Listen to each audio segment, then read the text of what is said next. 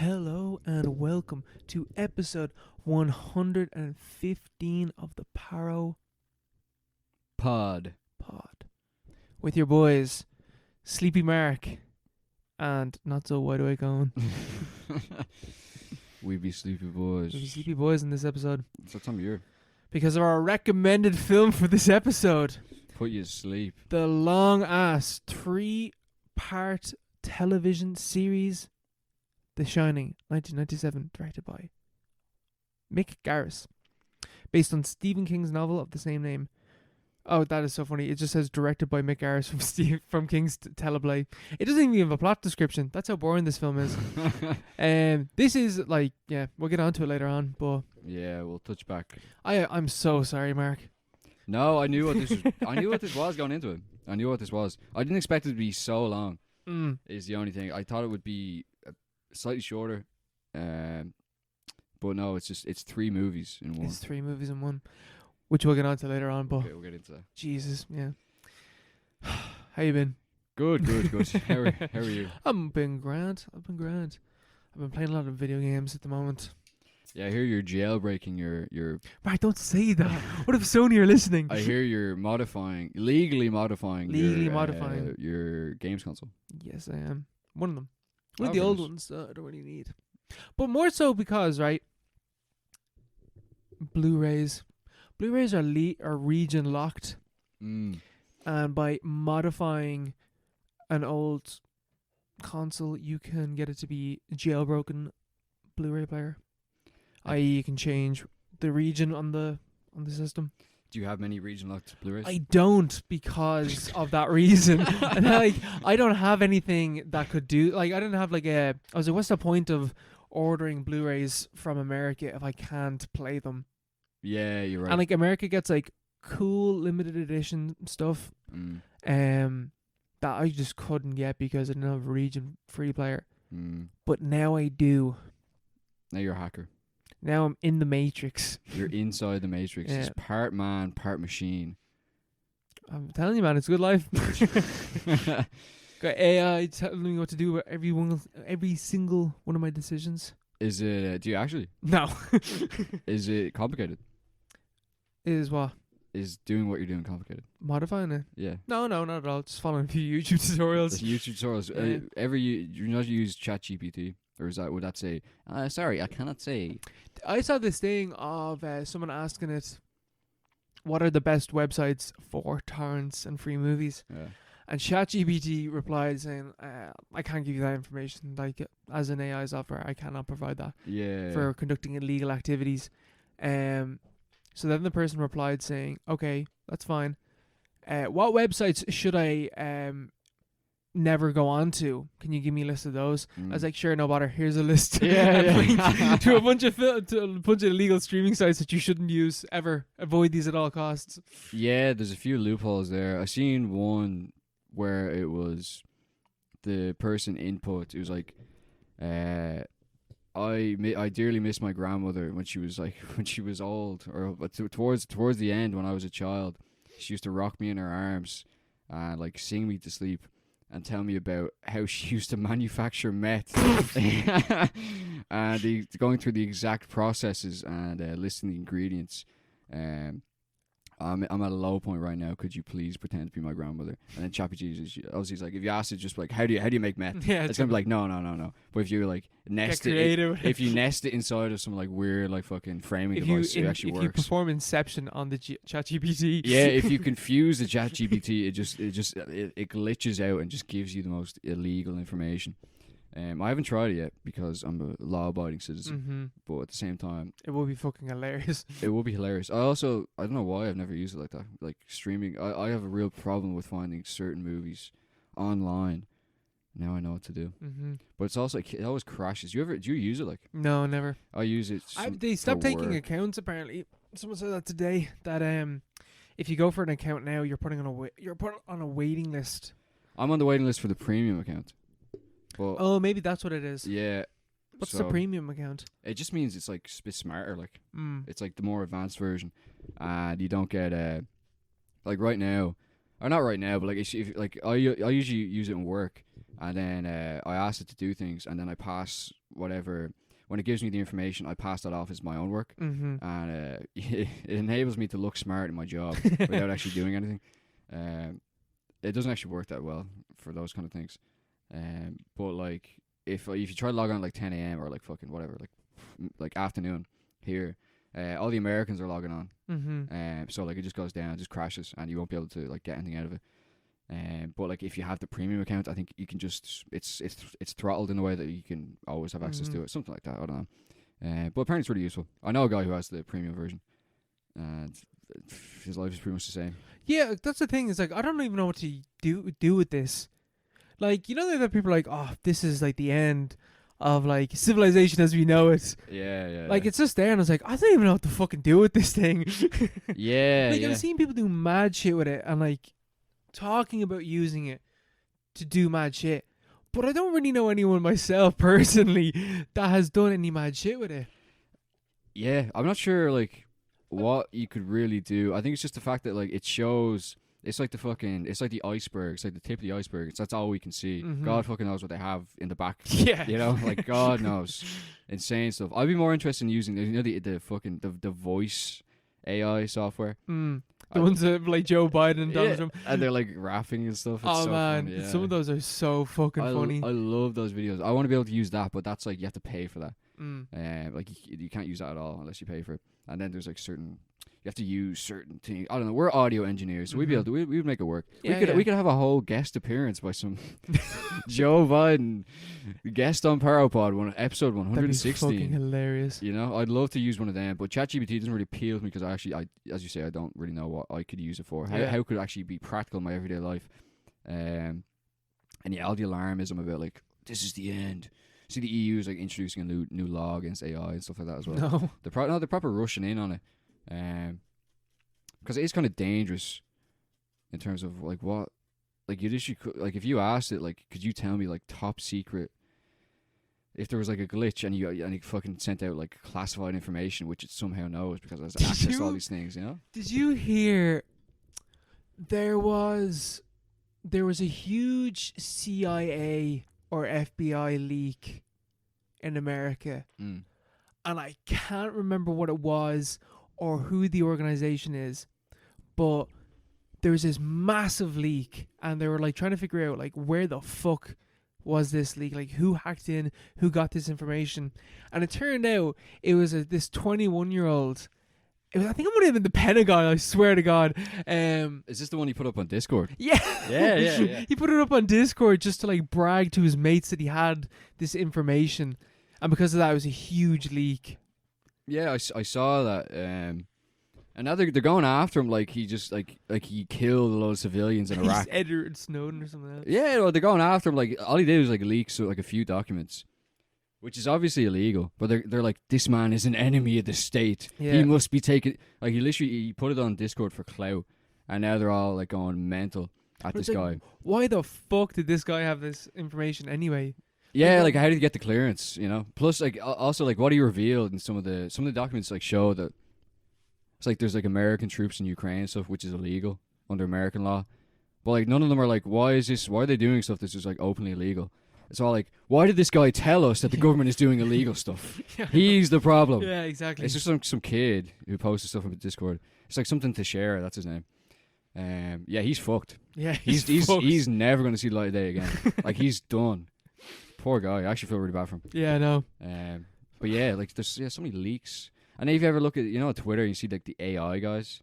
Ever see those like big threads, and they're always like Elon stands. Yeah.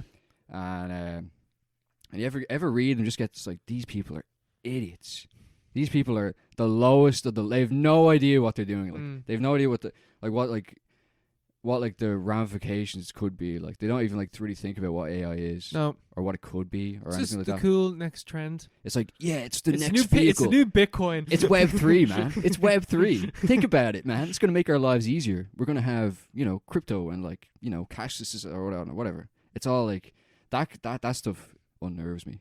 AI itself, no, that's ChatGPT is funny. It's really funny. Yeah, it's great for memes. It is, yeah. That's all it's good for. Yeah, just at the making moment, stuff I up. just don't know what to do with it. You Yeah, know? sure. We'll see. We'll see. Changing times. Changing times. Changing times indeed. Much like Oh, here we go. the Star Wars franchise as a whole. Mm.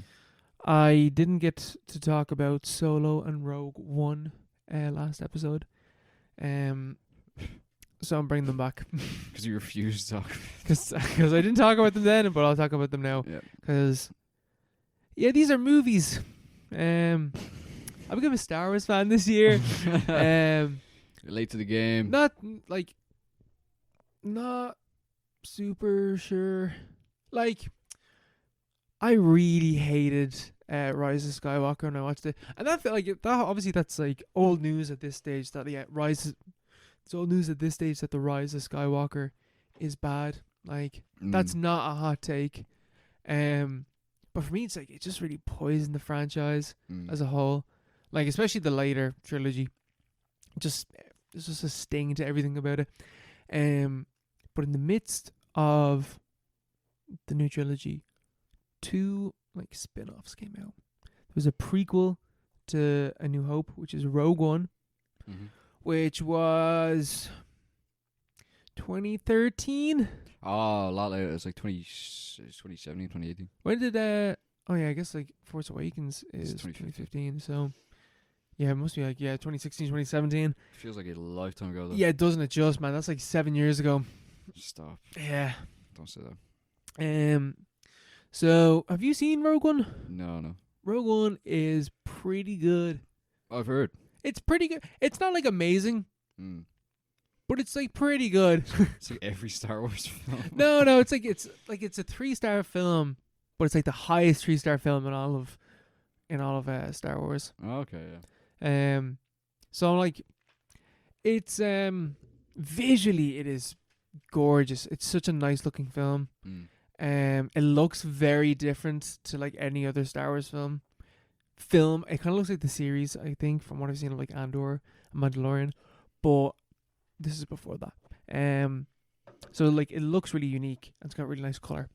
And the sound design in this movie is fantastic. There's a battle at the end, and ooh buddy, that's the later part of the film, the third act, is really where the film peaks because it's just like great visuals and cool fights.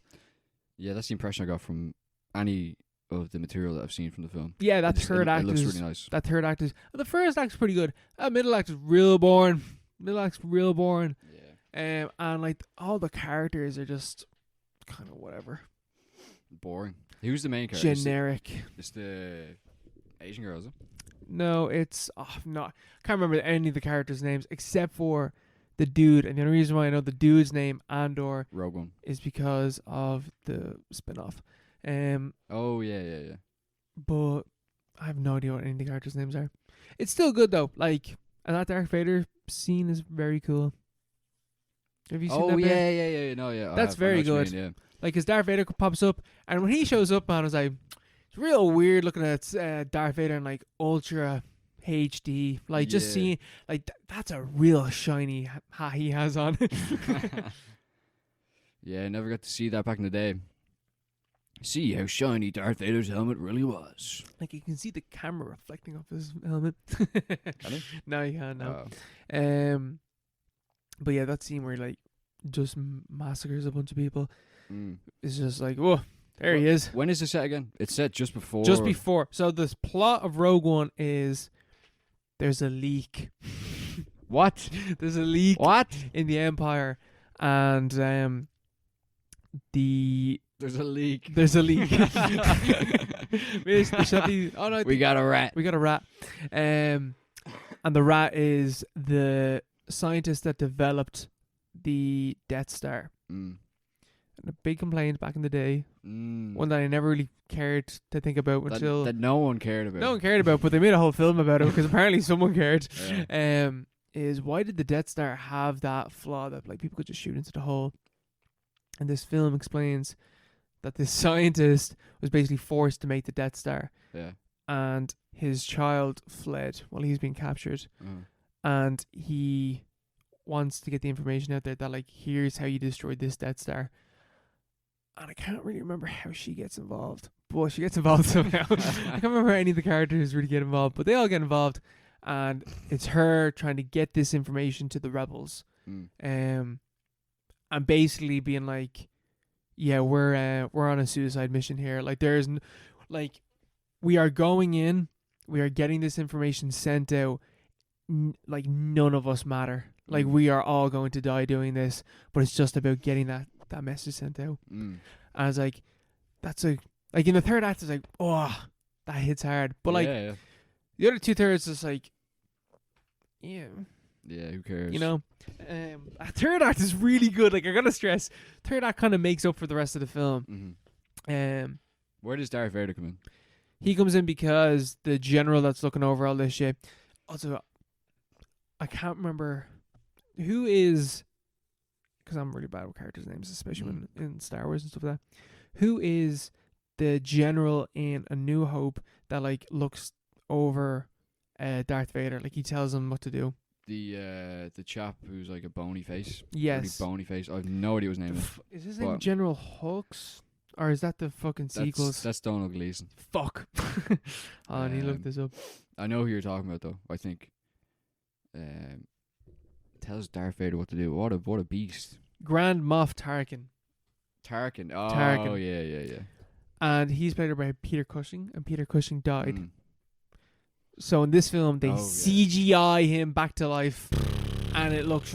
I was looking at it, I was like, geez, that actor must be mad old, and they just de-aged him because like this looks really weird. Yeah. And then not thinking about fucking. He's so old. He's dead. He's like I think he died in like the 90s. He's been dead a good while, yeah. Yeah, 94. Like he's been dead like 30 years. Imagine like your granddad dies, and then 30 years later, like they CGI him, and he just looks. It looks so off, man. They CGI him back. It's kind of like it's ghoulish. Yeah, it's like it really shouldn't be done, in my opinion. Science gone too far. Forget about AI. All that stuff is way too far. You know, for Paul Walker, yeah, fair enough.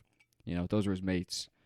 It's like if you're Disney, you just bought over the franchise to squeeze as much dollary dues as you possibly can out of the whole thing, and you're like bringing people back from the dead, like without their consent at all, like just to be in your movie. That's kind of evil to me. I feel like that's kind of evil. Yeah, there's something really wrong about that. Yeah. So it does have that Disney soullessness in it. Oh, cool. Check that box. Check that box. Yeah, that's weird. But what the fuck was I talking about? Oh yeah, sorry, Darth Vader. Mm-hmm. But so Moff is in the movie. Tarkin even is in the movie, and he's like Vader, you need to go in here and sort this general out because he's fucking about and he's making a mess of everything. And Darth Vader shows up and he's like, chokes him. He's like, you need to chill the fuck out. You need to get this shit under control. Just imagine him saying it like that. Like exactly that. It's done with a bit more pizzazz. But that's essentially the message. Yeah. So off he trots, and then he hears about the message being sent out, and he's like, I got this. But he just misses out because the rebels are that desperate to get this message sent out. I don't even know why Princess Leia is in this movie. Like, she's just like, oh yeah, we'll just get off the Princess Leia for some reason. I can't remember. I don't think that's explained in the movie. Is she alive in this one? No. Well, no. The fuck is her name? Carrie Fisher.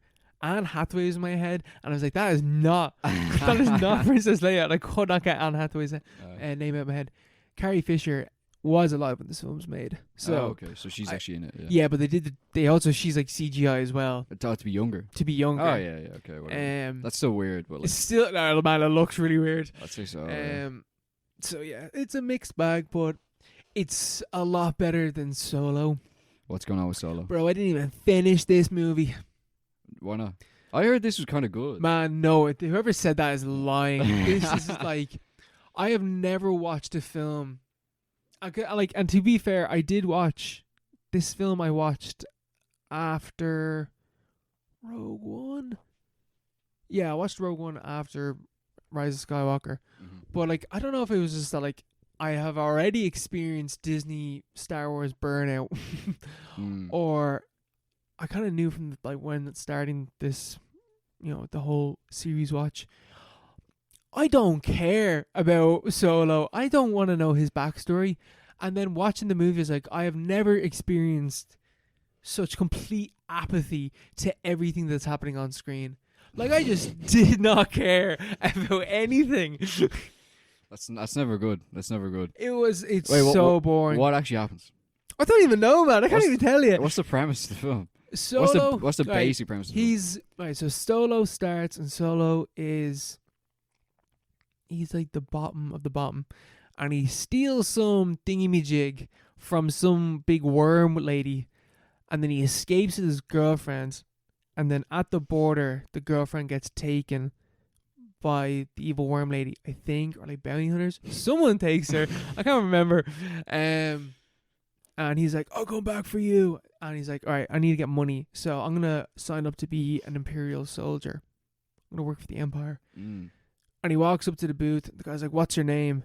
Oh, no, his name is Han. Sorry. His name is Han at this stage. He doesn't have a surname. And that's where, okay, I fucked that up. But anyway, Han walks up and he's just like, yeah, I want to list. Like, what's your name? And he's like, Han, I don't know. I don't have a surname. And your man's like, Han Solo. That would be your name. So he just... Why does he call him Han Solo? Because he's by himself. Bro, it's just Han like... Loner. Like, that happened. I was like, I don't care. Like, I just don't care. Yeah. And then they bring in Chewie into it because at the Imperial camp, he gets, like, captured and thrown into the pit with Chewie. And then he talks to Chewie and they escape together and he gets onto a spaceship. And there's this whole train sequence. And a lot of people die. And Woody Harrelson's there. Is he? Yeah, he's, like, some dude. He's just there. And then apparently I didn't even finish this movie, but Darth Maul comes back in this film, and I didn't even watch it to that stage. Apparently Darth Maul comes back, yeah. but I didn't even get to that stage. Yeah. Like, I tapped out halfway through. I was like, oh, there's an hour left in this movie. I'm not watching this. I watched an hour over 3 days. An hour. I watched 20 minutes in over 3, like 20 minutes, and then 20 minutes. I was like, I don't want to watch this anymore. I respect the hustle. I would have given up after the first go. It was fucking awful, man. I would have been like, fuck that. This is shy. So you tried. I gave it 2 stars on Letterboxd because I couldn't give it a 1 because I didn't finish it. It still like it looks pretty good as well. It'd want to be. And like, I didn't hate any of the characters. No, I didn't hate them. I just didn't care, which I guess is worse. At least I'd have some emotional response. You're there blankly staring at the screen. Over 3 days, 2 stars. 2 stars. 2 stars. 2 stars. So yeah, that was my experience of Solo. What do you think of the whole idea of spin-offs in like Star Wars? What spin-off would you want in the Star Wars universe? Oh God. I want an Ewok split off universe. There's definitely one in the works. There definitely is one. Who? I want to know. I want Ewoks, but it's like Minions, you know. They have Pharrell Williams doing the soundtrack. What about a film of just Darth Vader? They did that for 3 films. No, but like Darth Vader is your main character. Mm. And I don't know how you'd write a film about Darth Vader, but yeah, like kind of ruin the mystique, wouldn't it? Plus, yeah. you kind of have to see his face if he's the main character, like emotion wise. Yeah, no, that's an awful idea. I can see why no one's ever done that before. This is why I don't make movies. This is why I do. What about it? This is why I do a podcast and I don't make movies. No, I know what you mean. It'd be an interesting idea. No, as soon as you said like you need to see his face, like, oh yeah, no, never mind. Although there is Frank. Have you ever seen Frank? Yeah. Like that works, I've never seen but Frank. I don't think that they're gonna do a Frank version of Darth Vader. Michael Fassbender is Darth Vader. We actually got a question. What? From Robin. Oh, cool.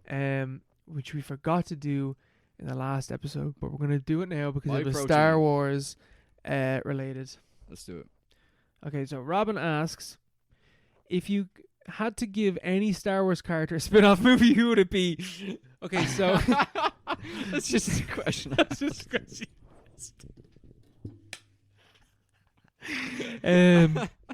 So okay, that was easy. Head of the game there. That's good. That's good. That's good. No, let's elaborate. Okay, let's go further. This was from a month ago. That's what happens when you do a podcast every 2 weeks. Yeah, of course. Okay, so Thank you for the question, Rob. Okay, that's right. What character? Do you know who I want? There's a character that's in Return of the Jedi, and he's the dude that flies in the ship with Lando Calrissian. Lando, yeah. Yeah, Lando. Whatever that guy is. I want him. Bro, I can't even remember his name. I looked it up a while ago. Lando. What would you have? I don't know. It's a good question. Luke Skywalker spin-off. Luke Skywalker spin-off. From what stage? After the thingy. I want one about Nin Nude. How do you pronounce that? The chap with the ball sack for a face. Yeah, he's great, bro. Give me a film with that dude. I love that fella. He's just staring at me now. He's a pilot. Like, you can't be boring anyway. Wait, what's his name? Nin Noom or Nin Noon. Nim. Have you heard the market, wouldn't it? It would, yeah. Nim Noom. Michael Fassbender is Nim Noon. This summer, coming to a theater near Adam you. Sandler is. I want an R2-D2 spin-off. Yeah, like a robotic spin-off. I don't know. Spin-offs. I think they've... I think the idea, the basic premise behind Rogue One is quite interesting, Mm-hmm. It's like, what the hell happened in between all this stuff? It's like a galactic war. So you have like it's like this huge campaign, but there's nothing from like the from the ground. Mm-hmm. It's all lightsaber duels in like huge galleries on the Death Star and stuff like that. But what's happening on the ground? They kind of answer that at Rogue One, I suppose. So it's like, yeah, it's not really like... That's the thing as well. Is like it's like a war film. It's directed by Gareth Edwards. Oh, but apparently wasn't actually really, because they brought in an editor to like fix up the film or something, and he basically ghost directed the film, right. and then he got to make Andor afterwards. I can't think of the guy's name, and apparently Andor is like the best bit of Star Wars. So I'm gonna watch that soon. Is that the planet? No, it's the dude. It's the fella that's in Rogue One. Oh, okay. He's like one of the rebels, and it's just a story about him. Okay. It's meant to be fantastic. I'd love like a spin-off, not even just an adaptation of something from like the books or something like that. Some story that you've never fucking seen before, and it's not related at all to anyone in the Star Wars series. Yeah. Like, I've heard good things about certain elements of the mythos, like Darth Plagueis or all that shit, Give us a Darth Plagueis spin-off. Yeah, why not? Why like, not? People, I remember back in the day, people were gunning for that, I don't know if they still sell. Like, they used to be around the time they released. And this is Force just a Awakens. movie as well. I don't want fucking TV shows. Yeah, like 30-hour fucking TV show, and one movie about some guy called Darth Plagueis and whatever his story is. I don't know. Apparently, it's really good. There's a lot of lore, there's a lot of backstory. So what's the it's like we had the collapse of the Republic. Kind of Roman vibes. You had the dictator. And then everything comes back to democracy. So what is like. I don't know where I'm going with this. But give us a spin-off about that. I don't know. Political. The idea behind the political scenes in the prequel trilogy, pretty good. Like, it's good. Give us a courtroom drama. In space. Great. Star Wars. Throw Yoda in there. He can be the judge. Single female lawyer. But it's in space. Yeah, exactly. Yeah. Throw Yoda in there. Just have him in there. I call Yoda to the stand. Oh, God. Yeah, why not? What you been watching, Mark? I had a look at a film called The Running Man. I feel like I've heard of this film. Everyone knows this film. Arnie. Okay, no, I did not know about this film. Arnold Schwarzenegger. 1987 film. And it's based on a short story by Steve O. King, which is what I watched. Oh, I've been thinking, Mark, we should do a bit of like a Stephen King. Stephen King run? I don't mind Just that a mini run, because there's a lot of it. There's so much. There's a lot. That's the only thing, that there is a lot. But what about films that he... No, I don't even... No, let's not watch anything that he wrote. But like adaptations of his stuff. Apparently the film he directed is like a horrible train wreck. Yeah, apparently Maximum Overdrive is a real movie. Yeah, Maximum. It's a haunted truck. Yeah, it's a haunted truck. Yeah, I think we should watch that. Maybe watch that for next episode. It kind of sounds a bit appealing because he did it on he doesn't remember making it, so that's a good sign. That's a great sign. He doesn't remember working. It's on like the the film. one thing that he's ever made, like directing wise. I think. Yeah, like, not Did he direct much? I don't think he's ever directed anything else. Let's find out. I thought he directed the Shining Miniseries, but apparently he didn't. No, he wrote it. Yeah. Because like Maximum Overdrive, I think it was late 80s, so that was like around the time that he was at his worst. Not to shit on the guy too much, and obviously, it's better that he's like. This is the one film he ever directed. Is it? Maximum Overdrive. Yeah. It's better that he's sober now and all that stuff. But like everything, he's never he's never written or produced anything decent while he wasn't without being on like a serious amount of drugs. Mhm. Like he hasn't done it. Carrie maybe is the only one. A lot of people don't like Carrie. But yeah, Never seen Carrie. I like Carrie. It's pretty good. Like the movie and the book. But yeah, no, I watched The Running Man, 1987, directed by some guy no one knows. And Arnold Schwarzenegger is the main guy in this. So The Running Man. So it became briefly popular again in the way those films kind of always do. It's set in 2017, and so like if you Google this film, you'll see a lot of articles being like how a cheesy Stephen King action film from the 80s predicted Donald Trump and like stuff like that, which is all bullshit. It's like it's such a huge stretch, Well, like you can kind of see what's such a stretch, like, but because it's set in 2017, it's like that's where people kind of cottoned onto it. But yeah, so it's about this guy, the Running Man, and he has to run everywhere. It's like Speed. It's like Speed, but it's about a guy, and if he stops running, he dies. Oh, so it's like what's that? I actually made Crank. That up. I made that up. Sorry, I made that up. Crank is that movie, isn't it? Yeah, that's basically just Crank. I just described Crank. This is not that film at all. That's what I thought this film was until I actually watched it. Have you ever seen Crank? No, I've never seen Crank. Apparently, it's not very good. I can't imagine it is, but go on. But The Running Man is not that at all. I thought it would kind of involve like marathons and stuff, but no, it's it's about it's in a dystopian future where this guy called Ben Richards, who's the main character played by Arnie, and he's in the Marines or he's in the U.S. Army or something like that. It opens with him. He's like in a war zone, and he's instructed by his superior to open fire on the bogies, the VC, whatever opponent's on the ground, and he's like, no, they are unarmed civilians. I refuse. And then he gets hopped on by all his everyone else in the helicopter. Come on now. So yeah, he's standing up for what's right, and he gets hopped on because of it. And in the ensuing debacle, he's framed for having killed all these civilians. So that's his crime is basically that he stood up for what's right, and that he refused to follow illegal orders. And his punishment is that he was framed for the crime that he tried to stop. Sounds like an Arnie movie. Yeah. It really sounds like an Arnie movie. Yeah. Framed for a crime he didn't commit. So he's sent to this weird prison camp, like a re-education camp, but it's also a prison. And he has a collar around his head. They all have collars around their heads, and they orchestrate this big kind of breakout, this jailbreak. And people's heads blow off, and it's like it has that 80s kind of Total Recall ish kind of vibes, but it's not as kind of visceral as a Paul Verhoeven movie, but still quite good. This film is bizarrely good. Yeah, it's bizarrely good. I feel like that's a lot of Arnie movies. Yeah. This is really good. yeah. Like we talk about. You think about, we did Rocky last week. Stallone and Arnie are kind of synonymous in certain ways. They're both kind of buff 80 physical fitness culture icons. Yeah, the Expendables. Yeah.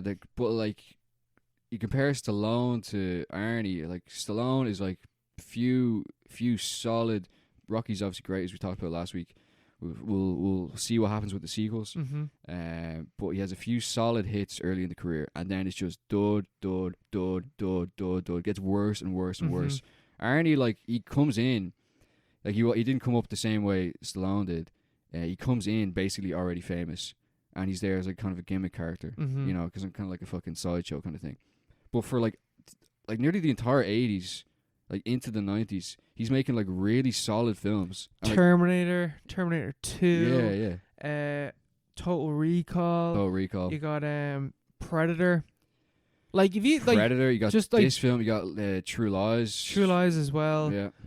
The last action hero, which is actually pretty decent. yeah. He has a good record, a bizarrely good record, and he's a good actor as well. To the extent he obviously the heavy accent. That's just kind of it's more of his trademark. It's not it really impedes what he's doing. But yeah, back to Running Man. They all break out of this big prison, and so Arnie's on the run. Ben Richards is on the run, and there's this big kind of like wild goose chase where he picks up a gal on the way, as he does, as he wants to do. And at first she hates him, and then she learns to like, oh no, he's kind of the good guy. He's like, he didn't really do anything wrong.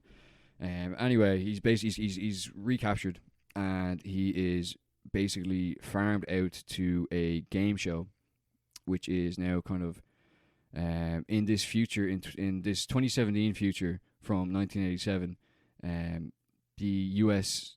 Department of Defense has an entertainment arm, so they basically farm out like public relations to like TV companies and like game shows and like different things like that, to like sate the bloodlust of the masses, and to the same kind of spirit as like public beheadings and like like hangings and stuff like that. So they punish people by putting them on a game. They punish the worst criminals by putting them on a game show where they're put into like a. There's like so many films I've seen, all put together. Yeah. It's like nothing in this film is remotely new, but it's done very well, and it's like a very competent film. It's just fun Arnie 80s vibes, which is perfectly fine. And they're put into this kind of like this battle royale kind of thing. This whole film is just other films like attached to each other. Yeah. Because it's all based on a very short story as well, I think. I don't think. Well, I don't know. I've never actually read the story, but he is put into this fucking battle royale kind of thing, and he's Fortnite. He's put into Fortnite. He's put into Fortnite, and he's dropping with the boys, and he has to fight. It's also kind of like the TV show Gladiator. It's like they have these people called stalkers who chase after the runners. Okay, yeah. It's like... And they have Dynamo, Buzzsaw, like Captain fucking Freedom or something like that. Captain Freedom is Jesse Ventura, who is like the wrestler, and he's in this. Oh, yeah. The fuck? Yeah. He's like the main guy at the end of the film. And one by one, Arnie's picking these people off, and he's slowly gaining more and more public affection. It's like Katniss. Yeah. Is you the Mockingjay? Yeah, I was so weirded out when he did that in the middle of the film. I was like, what the hell? Fuck? And so he slowly kind of won the public over, and they realized that maybe this guy isn't such a bad guy after all. And more so, they're just kind of like, oh, this guy is kind of cool. He's the underdog, whatever, all that stuff. And yada yada yada. There's a big showdown, and it's Arnie, so like whatever, what happens next. But like the whole analysis of the film, the whole kind of the reason why people still talk about it today is it's not like it is a good 80s action film, but at the same time it has these not very subtle in the sense that they're not really thought about in the film itself, but you can read into it that way.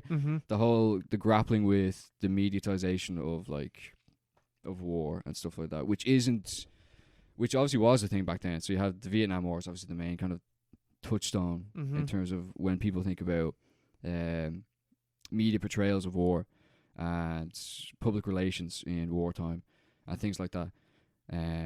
But obviously, things have totally changed since then. Like taking on the whole, like transcended to a whole different form.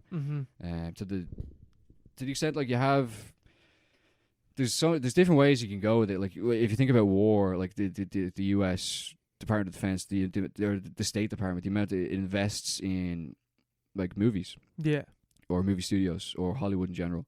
It's all a lot of movies which require military equipment are signed off. Yeah, only lease that equipment on the basis that they don't portray us like that. Portray us a little cooler. Yeah. That they have the last say on the script. And then there's other things with just the general need, the public need for blood. They ever see those? Like it's more and more so with the internet. It's become more of a thing. But even going back to the early 2000s, you have the execution videos and stuff like that, from the Middle East, like the coverage of the Iraq War. It's all very manicured. It's all very, the way it's portrayed is very much just like we're taking down the bad guys. We're the stalkers. They're the runners. It doesn't matter really what they did. They've done the worst thing they could possibly do, which is they betrayed us. Which is betray us. Whatever they did, no one actually knows. And then even more recent, you have Russia, Ukraine stuff. You have all these. If you go on Twitter, it's hard to scroll through like an Mhm. unfiltered feed without someone getting blown up, or like drone footage of like Yeah, I know. of a convoy getting blown apart, and people cheer on it. You know, Yeah, I know. people love that stuff. Because the way you can kind of externalize whatever, whatever hatred you have inside for yourself onto someone else. Whatever. Yeah, I know. That's bullshit, but you know what I mean. Yeah. And this movie touches on that. It touches on that in a very, it kisses on it just briefly, and then it goes back to being Arnie mode. It's like, yes. It lays a gentle kiss upon your forehead. Yes. It's like the kiss of a butterfly when you catch it on your finger on a nice summer's day. That's and an then it's Arnie off. movie. That's an Arnie movie. Yeah. It's good though. It's good. Yeah. I like Running Man. Yeah, I've never heard about the film. What did you watch it on? It's on. I saw it on Dodgebox. Oh, nice. Yeah. So. Where have you heard about this one before? Yeah. Oh, no way. My mom likes it, so she told me about it a few times. It's Stephen King, so I know through that. I used to be a huge Stephen King stan. Have you read the short story? No. Can you also pass me some wine, please? Of course. You. Top yourself up as well. You do yourself first.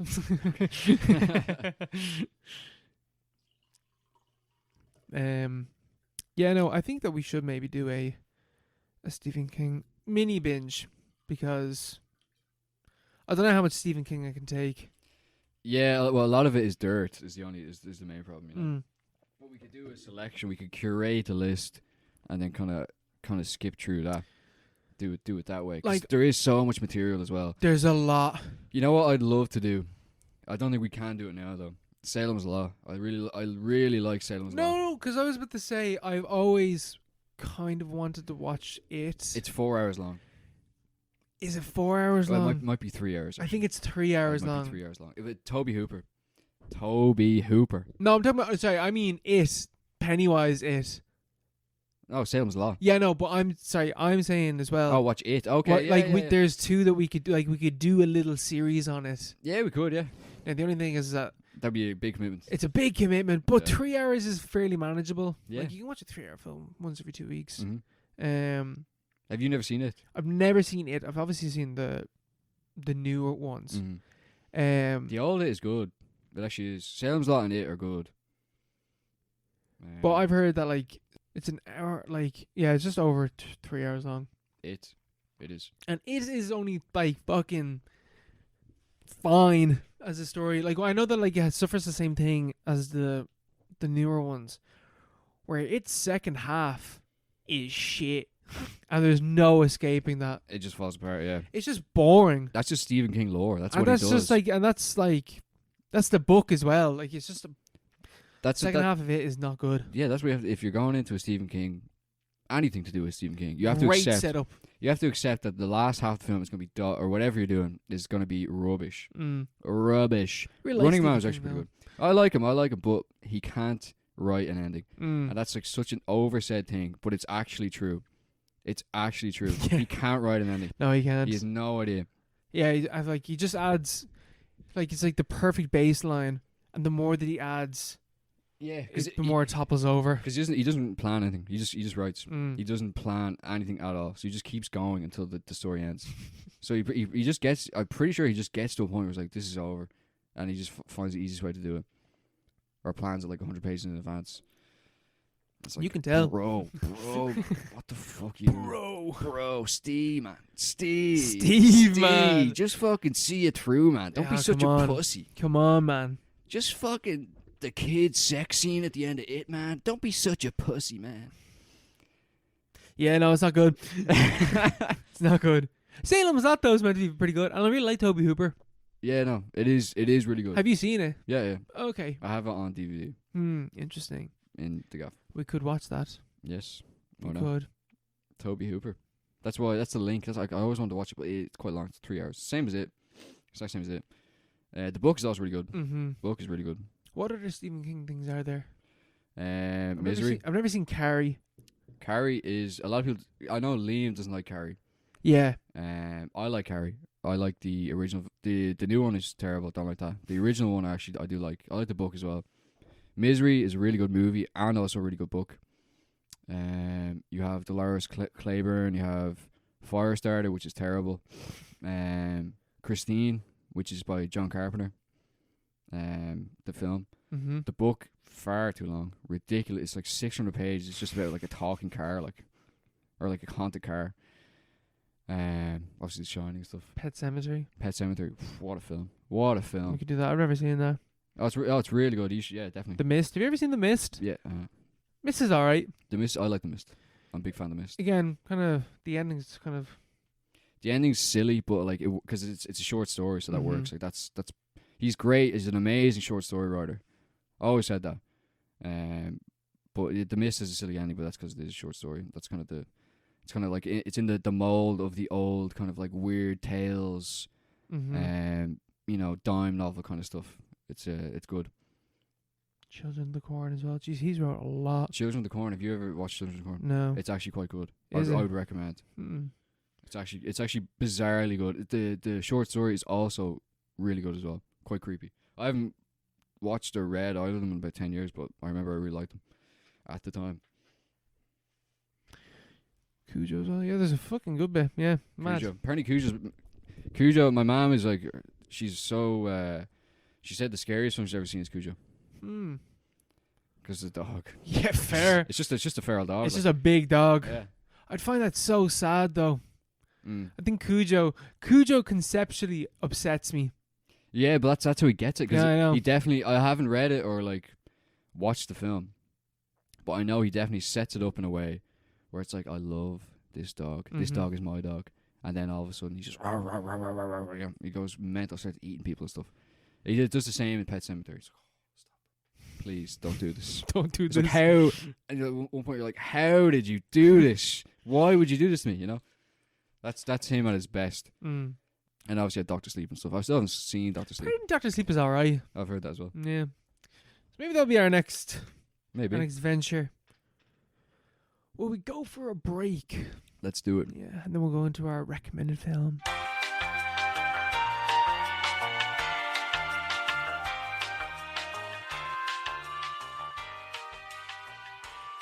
And now for our recommended film of the episode. 1997's TV miniseries The Shining. A recovering alcoholic must wrestle with demons within and without. Within and without. When he... I feel like that's not the right word. Anyway, within and without. When he and his family move into a haunted hotel as caretakers. With demons within and without. I feel like that's not the right... Within and without. See, they're getting too wordy. Yeah, they're getting too wordy because... Within and without. Inside and out. Come on. With demons within and without. It goes with, Yeah. within, without. It's they're overriding it and it makes it sound shit. Mm. You know, they need a Won copyright. 2 Emmys. 2 Emmys. 2 Emmys. That says it all about the Emmys. 4.5 hours long. That says that says it all about the Emmys. Um, If we won an Emmy, man, I wouldn't be surprised if we won an Emmy. we're doing a penny. The podcast and The podcast Emmys. That's the lowest of the low. Yeah, no, yeah. That's an insult. The Anchor Awards. The Anchor Awards. Is that a thing? No, I don't know. That sounds like a good idea. Well, I suppose Anchor's defunct now. Yeah, I suppose so. Yeah, it's on Spotify. So Yeah. The Spotify Awards. Give us our contract, Spotify. Mm. Man, this film is dog. This is dirt. Oh. Yeah, no, it is, isn't it? This ain't good. This is not a good film at all. And I don't know how much of it is just like how fucking unlike the Stephen King film it is, Yeah. or the Stanley Kubrick film. Because like I was watching this, I was like, okay, I need to get over the fact that like Stephen King hates Kubrick's Shining, and this thing got made because of that hatred, so it's gonna be different. But at least take some of the ideas from The Shining. Yeah. Like, at least take the thing that Kubrick took from your book as an adaptation. Like, looked at, like, the hotel. No, scratch that. It wasn't even the hotel. It was more so fucking Tony, man.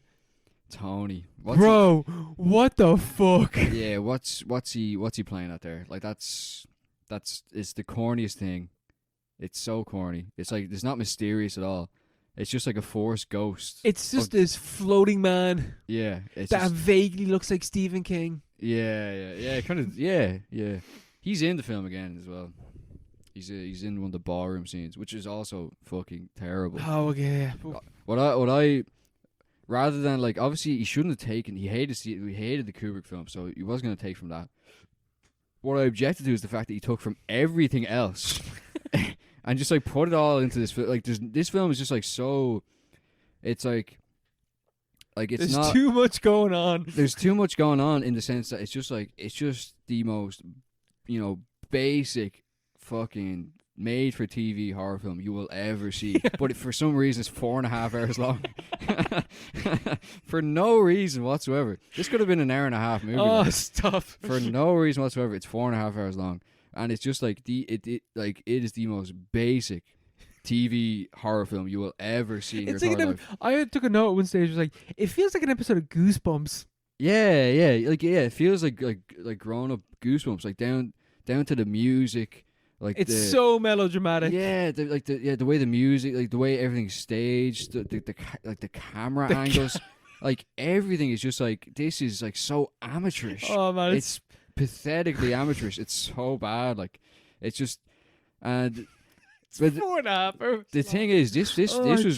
was received so well. I know, yeah. 2 so Emmys. well at the time. I do not, because like, right, What were they thinking? What were they on? It's like you watch one of the greatest movies ever made. yeah, one of the top 5, top Yeah. 3, top Yeah. 5 anyway, horror films of all time. Ever made. And then Ranked amongst the best 100 films ever made. yeah, literally one of the great works of art of the 20th century. And then you rank it against, which is only 2 hours long, and then you rank it against this monstrosity. 2.5 if Yeah, you watch the extended cut. 2.5. Yeah, if you watch it, yeah. But like, even at that, like, because like 2 hours, we'll scratch the 2.5 ones, because that's not the one that we watched. We would have watched the 2-hour version, and that feels fairly long in parts. Yeah, Like yeah, it's a slow burn of a film. But imagine it covers all the ground it needs to. it covers. There's Yeah, no reason for it's that like film to be 4 something hours. happens every scene. Mm. The miniseries is like, maybe it's just the fact that like it feel like it's even worse because there's no subtlety whatsoever. Like everything that happens is so literal and is so explained to you that like you don't get to ponder on anything because you're immediately told what this is straight away. Mm-hmm. And it's like there's no thinking involved because it's just feeding you information. It's just explained. Yeah, I think one of the reviews. I think I talked about last. Did I talk about last episode or the time we were talking about? It was Shining the last episode. Yes. Yeah. I was talking about how like I was saying how like the distinction between the psychological horror of like The Shining, like Kubrick's film, and like the kind of haunted house vibes of Stephen King's film. Like the more I watched this one and like remembered more of the book, it's like the Stephen King one is kind of more like outwardly supernatural. Oh my But, god! like, Yeah, there's like no. Yeah, there's no real like But I don't know. it's not like subtle at all. But what distinguishes the two of them is like the literalism. Like the book is obviously it's a book. Like it has to kind of be literal to explain what's going on. You can only be evocative to a certain extent, and it's like 500 pages. It's gonna be a lot of detail in there. The movie just like keeps all the detail in there for no reason. Yeah, it's like he's never adapted a film for It's like or a book for TV ever it's before. like it's like a book. Yeah, it's like a book. Like everything is explained as a book would do. It's like you have a camera where you can just show things, and you have music that can evoke moods, and you can like hold on something and make it horrifying. You don't have to like cut to it immediately with a loud noise or whatever, and then cut back to someone who then just explains what they saw. Or like this, like oh, this film has like oh, like voices in the hotel. Like that's not like this film is more outwardly supernatural, but it's not at the same time. It's not compared to like Kubrick's film feels kind of haunted. Like the film itself, feels kind of it's something off about it. I think it's like you distinguish between like within horror, you have like weird stuff where it's like something is present, but it's not as it should be. Yeah. You have like eerie stuff where nothing is there where something should be. Mm-hmm. And like The Shining, the original Shining with Kubrick's version of Shining is just eerie. It's just like pure eeriness. There's nothing there. There's nothing there. Even like the idea of the hotel, like being like, you know, there's no one there all for like 6 months of the year, and these people are thrown into the situation. There's something like extremely eerie about the film. There's something not quite right. This film is like it still needs to be eerie because that's the whole driving point of the horror. Mm-hmm. But everything is there. Yeah. Everything is crammed into like it's a 4.5 hours, but it's not slow. Like it's just like constant flow, like barrage, vomiting of information. You know, the scariest thing about this film is how big it is, how bad it is. You know, it's just like how much is going on. Because I recommended this thinking that this was a 3-hour thing. I didn't realize that this was 4.5 hours long, and if I knew that, I wouldn't have recommended it. I don't know. I didn't think it would be this long, but yeah, I thought it'd be ads. I thought it was ads because each file says like an hour and a half. So I just assumed like, well, it must be the ads from the time. Just add it in. No, each part is 90 minutes. You're watching a 90-minute film every time. And it's like, you're watching something so long. Like, 90 minutes is a fucking film. There's no arc within each episode.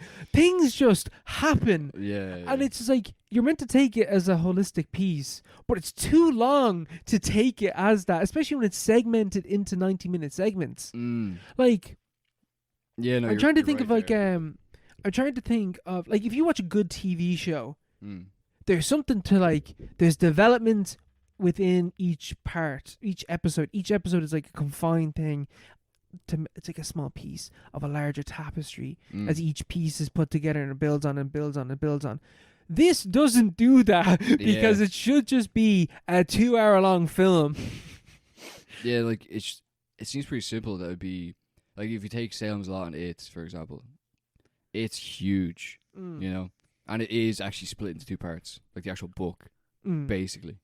And then Salem's Lot is just the fact there's 2 parts. It's kind of long, but, like, it kind of makes sense because it is just basically an elaboration. And it's more of a TV show, in a way, you know, if you watch it. This one, it's like 3 parts. Okay, fair enough. So you have the 3-act structure. Surely, like, you follow that blueprint, but like by the time you get like halfway through this, what should be the second act, it's like it's not following. There's no like as you say, there's no arc to any of it at all. Like, even the fact like I was watching part of it with the ads. The ads were I was enjoying the ads, and then we came back to the film. I was like, what the fuck? It's like, what? Wait, where are we again? Yeah, what's going on? It's like, oh, we're doing the same thing again.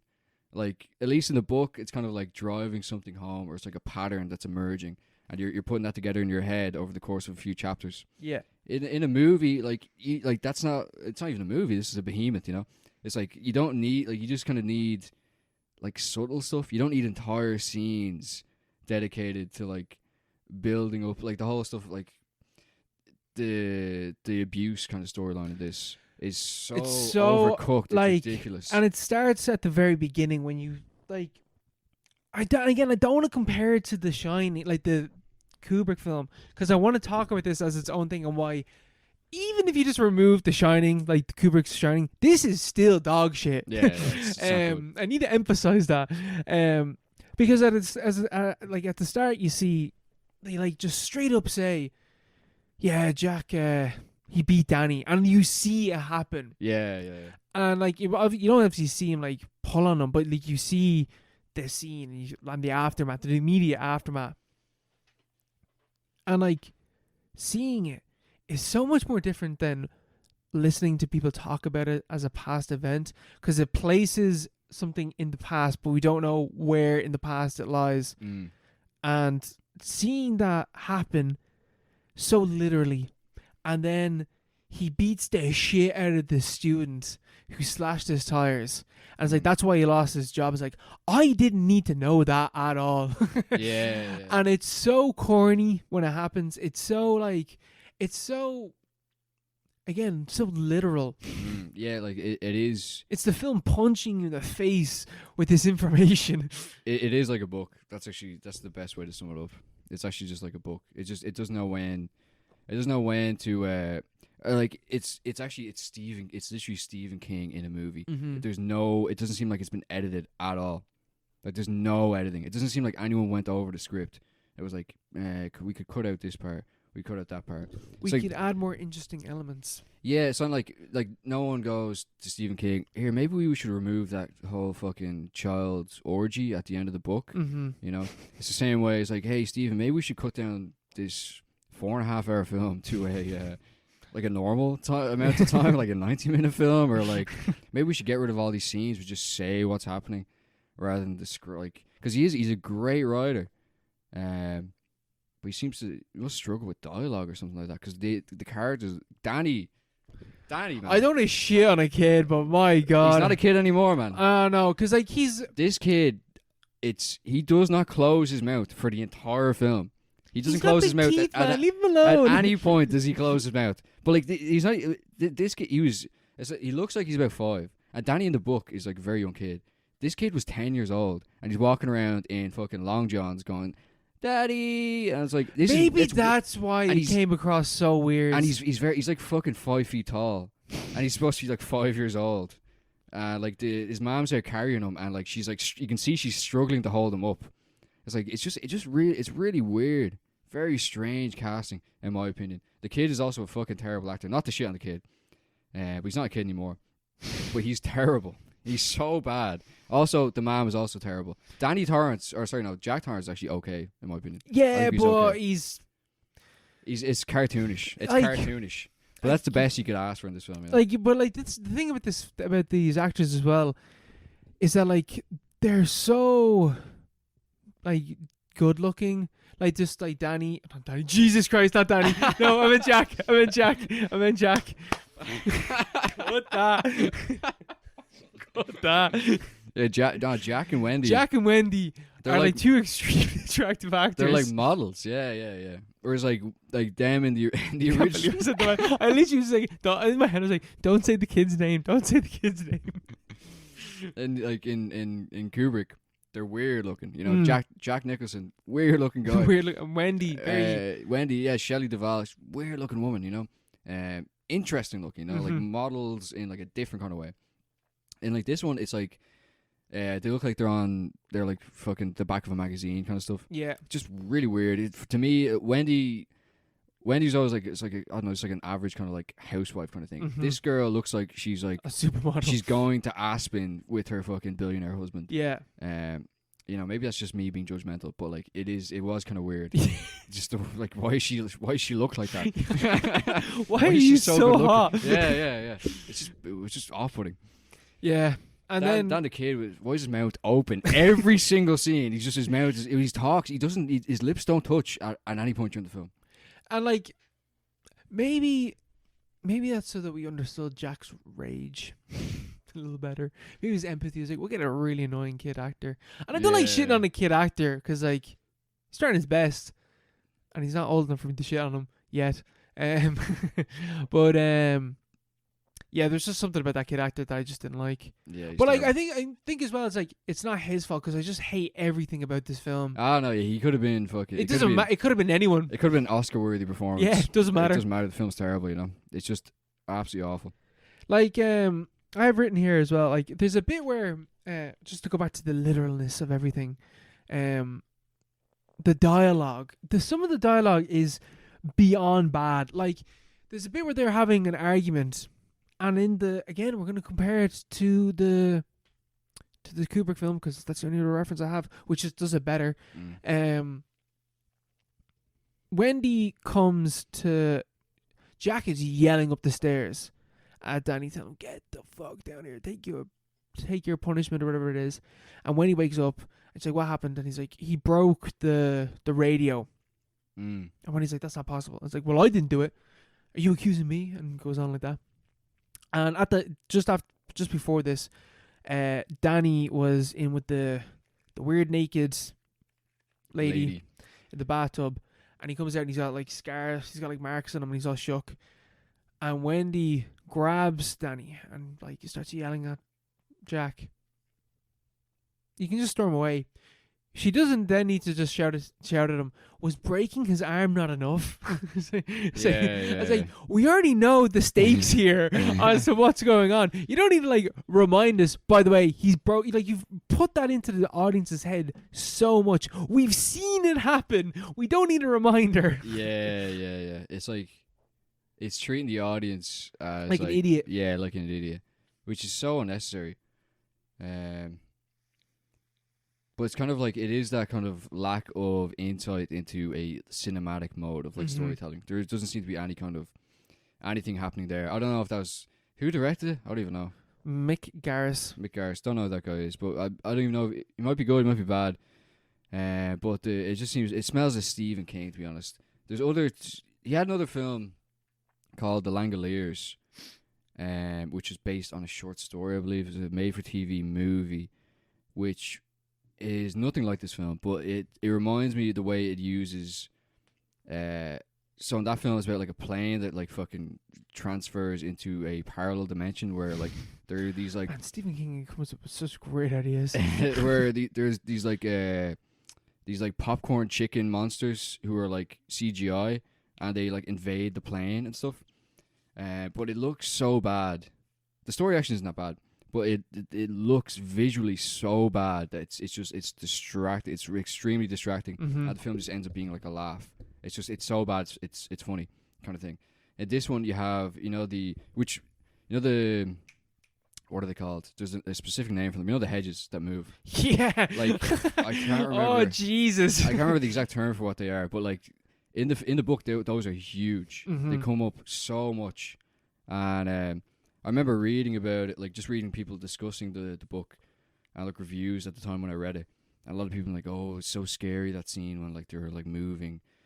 I never really understood it. But like I don't know, I didn't really find them that like unnerving at all. But then like if I was making a film based on the book, you kind of know like it's like when you're reading the book, this isn't a great image. It's just kind of like what it implies. It's kind of unnerving. In this it proves that in this movie they just show them. They're just there, like the hedges just get up and start walking towards Danny. It's like there's no mystique or anything like that. I think as well what the problem is that most of the horror in this film takes place during the day, and everything's so well lit. And even when this film is meant to be in darkness, it's still so well lit. And there's no shadows in this movie, and there's no like building of suspense. So like they do these like close-ups of the hedges as they like creep closer towards Jack or Danny. But like when they're doing the close-up, it's just a shot of a bush, and it just looks so stupid. And then when you actually see them walk, that's even worse. Jesus, that CGI is bad. And at the end as well. Like the CGI is terrible. Yeah, fair enough. Thank you for the wine. No stress, bro. No stress. But they should have known not to show. Like, don't show that. It's not a good cinematic. Visually speaking, it doesn't read well. And like as you were saying earlier, there's no like film grammar really there. Like they don't use the camera. They don't use the fact that this is like a visual medium at all. It's all dialogue. It's all dialogue. And then the most basic effects, camera work, acting, everything. Like the ballroom scene. Yeah, oh, Jesus. Like the ghosts. Like not to use Kubrick again as a reference. But we gotta use Kubrick as a reference. We have to use him as a reference because it's so like iconic, and it's just so much better, to be honest. It's like you know when like we talk about a film, it's like, oh, they could have done it so much better by doing this, but we never like we're just coming up with our own ideas. Yeah. It's like, well, here's the better version that we can reference to. Yeah, here's the same thing done better. Here's the same thing done as best as it possibly could have been done. Like in the Kubrick one, you only get like there's no crowds really, like there's not. They're all off. Even when the crowds are there, Jack feels alone. Yeah, there's not a whole scene where he's just mixing like at like a fucking party. Yeah. In like Dancing. Yeah, in this one he's getting chatted up. Yeah. Like talking about eeriness in like Kubrick, you understood that. Jack's alone. There's something not right. There's something isn't there, but at the same time there's something is there that shouldn't be there. In this one it's just like, yeah, there's something here that shouldn't be here. Yeah, they're right there. And they're there, and they're there, and they're there, and they're there, and they're wearing fucking terrible Halloween skeleton makeup for no reason whatsoever. It's not spooky. It looks so bad. Like it's so like they're wearing like it's. I can't even describe. It's so bad. Literally like the Halloween makeup that like a 10-year-old would wear. Show up at your door and like ask for fucking wham bars. That's what they're wearing. Like it's just like black paint on their cheeks and on their forehead, and then the overacting by Grady and the other guy. Yeah, the other dude's name. Lloyd. No, it's not even Lloyd. I don't think it's the. I don't know who it is. I don't know, but like they're there like the manager. They're there proper. It's like Disneyland kind of stuff. Yeah. It's like, ooh, you have to take care of the child. The child is of utmost importance. Palpatine. Do it. It's like, what are we doing? Like, what is this? It's so cartoonish. Like it's not saying it's just it's a haunted house. It's a haunted house stretched over 4 hours. Haunted house experience over 4 hours. Silly enough. Yeah. Yeah. And then like what was the worst part for you? Because for me it was part 3. I think this legit got worse with each part. The further it got into like supernatural stuff, the worse it got for me. And like seeing the ghosts and like Jack doesn't even go crazy. It's not because in this film, this miniseries, I keep saying film, but whatever. It isn't that Jack actually doesn't go crazy. He gets possessed. Yeah. And he battles with the ghosts. The demons. With the demons. Within and without. And Danny is like talking to like his dad, and Danny has a dream earlier on where like Jack looks like a Deadite from Evil Dead. Yeah. That's the only good special effects in the entire thing. Like why could they do that? It's just face paint. I know. Why could they do that but not with anyone else? That's what the budget was.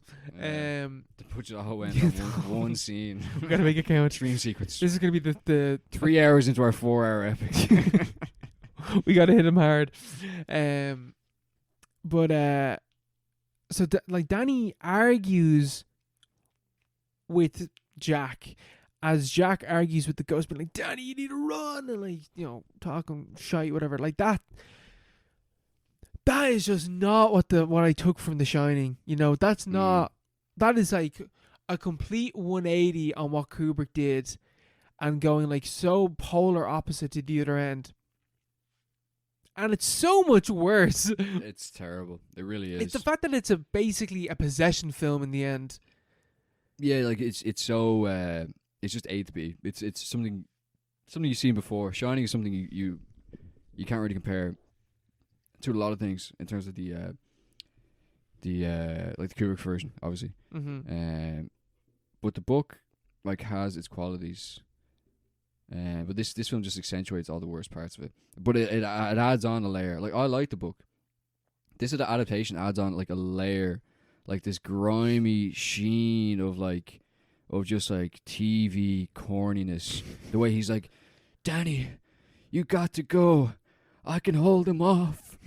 Danny, you can fight it. And then he's like, I love you, Daddy. And then like what? It's like this is like it's just pissing all over the viewer. Like it's mooning the viewer. It's like it's an insult. It's an insult to your intelligence. Like if it was an hour and a half, fair enough. It's just a bad TV movie. It's the fact that they've wasted 4.5 hours of your life at this stage, and it ends on this note. So what the hell are we doing? It's even like the boiler. The boiler. Honestly, I was kind of more sympathetic to the third part because I started to remember more of the book, and it kind of became more apparent that it was just kind of like a scale to scale copy of the book, adaptation of the book. See, I don't know that. And like, Yeah, that's what, the thing. like, I was like, okay, so it's faithful to the book. The book must be shit then. Yeah, no, but because it's a scale to scale replication, but like it's keeping all the shit parts of the book, which should not have been in any film ever. Like the mallet, the boiler exploding was it's so like, boring. I couldn't who believe cares? it. It's like we need cross tension. The boiler's gonna explode, and I thought that they were gonna not like the boiler wasn't gonna explode. No, the hotel explodes. Yeah. That's The what happens hotel- at the end of the book. The hotel blows up. I was like, wow, this is Yeah, really something. yeah. No, the ending is This is Poltergeist. This is every haunted house film I've ever fucking seen, yeah. and it's The Shining. That's it. It's just a haunted house story. That's all it is. Like the ending of the book is terrible. Like fair enough, Stephen King doesn't really do edits. He writes. He auto writes. He doesn't really plan ahead. Like you wrote the book in 1978. It's nearly 20 years since you wrote the book. Surely you recognize that ending is dog shit. Yeah, you've had so much time. Change the ending. Like, because I was more sympathetic to the third part because it kind of reminded me of the book. The book is good. It's good as a book. It doesn't make sense. Like, I didn't like the ferns moving, all that shit. I didn't care. Like, it wasn't creepy to me. The mallet as well. Talk about like cinematic, kind of like the choices you make in those adaptations. You're like, oh, It looks so goofy. yeah. Even in the book, I was like, a mallet. I just remember being like, a mallet. Like he just has a mallet. He's just running around like it's just so like it's just cartoonish. Yeah, And no, that- it looks so goofy. and it doesn't. And I know they explain why it's a big mallet. It's still fucking stupid. Yeah, but like it's like an axe. Like it's not some daring cinematic choice. He's like, oh, I'm going to change the mallet to an axe. It's just like an obvious thing. It's such a- the mallet is so goofy. Let's The just change mallet- it to anything else. Do you know what it is, Mark? The mallet is so blunt, just like this movie. Yeah. There you This go. movie is the equivalent It's of, a mallet over equivalent the of a head. big mallet. Big bonk from fucking Jack Torrance.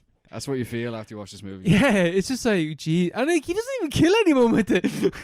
Yeah, he just like hits. Yeah, like. Yeah, I don't know. That scene where Jeez, he's he like. beat the shit out of Wendy though. Yeah, that scene where he's like beating on It goes Wendy. on for so long Yeah, though. it's like uncomfortable to watch. And like she should be dead. Like there's no way she's moving around if he's like proper having a go at her like that. Mm. It's like what the hell? Where's the realism? And in even this? like the chef Dick. Jeez, Dick took fucking bashes to the skull. Oh, Dick Howard. Yeah, he should be dead as well. he should be yeah. dead. It's fine. He was. Yeah, but- Don't worry. 20 years later, he was at Danny's graduation at the end of this film, which was just the nail in the, like, I know the nail in the coffin, but like that was just the straw that like collapsed, like the spine broke, and this final straw just like compressed this camel to the fucking ground. Yeah, no, that end scene was comical. It ends on a happy note. His dad was there the whole time throughout his entire life. Yeah, his forest ghost is there. His forced. Don't worry, Danny, I'm here. It's like, what is this film about? Proud of you. What is the message? What? Yeah, what is the message here? You know? What's The Shining about? Yeah, it's like it's a haunted house, but trauma, and you know, it's like he saved his kid, but he also abused his kid and tried to kill his wife. It's like, Even before he went like, you yeah, know. he's a terrible person to begin with. Yeah. You know? But like somewhat redeeming, which I think is like the message. That's like the complete difference between Kubrick and this film. Kubrick's film, Jack has no redeeming qualities whatsoever. He has been a piece of shit essentially for like his entire adult life. No, he was like with his kid, probably a little cunt back then too. But he's like abusing his kid, and like the time reference of when he's done that and stuff like that is loose, you know. And I think part of it as well, which I'll get into in a sec, but just seeing like Jack is off from the get go. We see this guy from like basically a decent start, and then the whole film is like that guy redeeming himself, but he doesn't even redeem himself. Like it doesn't amount to like a feeling of redemption. Yeah, it's like it's anticlimactic, both because the film isn't very good and there's no real stakes, but also because like you just blew up the hotel. Like you didn't redeem anything. He didn't develop. Yeah, there's no like the difference. This film is all about it's the human arcs. You know, it's like Danny has his, you know, it's not really his arc, but like he has some kind of, it's kind of about him. He's the way that they deal with The Shining in this. Like the thing is fucking named, bro. Tony is the most goofy ass shit I've ever seen. Yeah. Fucking hell. He's like that in the book as well. He's shot in the book as well, to be fair. But like it's about him. He's the main character. He's the main character in the book as well. But in Kubrick's he's not. Jack obviously has some kind of arc. He's supposed to have an arc, and he's kind of like the shadow main character. Compare that to Kubrick's version, where there is no arc for anybody at all. Like the characters that we're following are just like pieces on the chessboard. The film isn't about them at all. It's about the hotel or whatever the fuck is happening at the hotel. Yeah. It's not about because we're not really interested. It's a horror movie. We're not really interested in the characters. Like, you're not gonna have a redemption at the end of a horror film.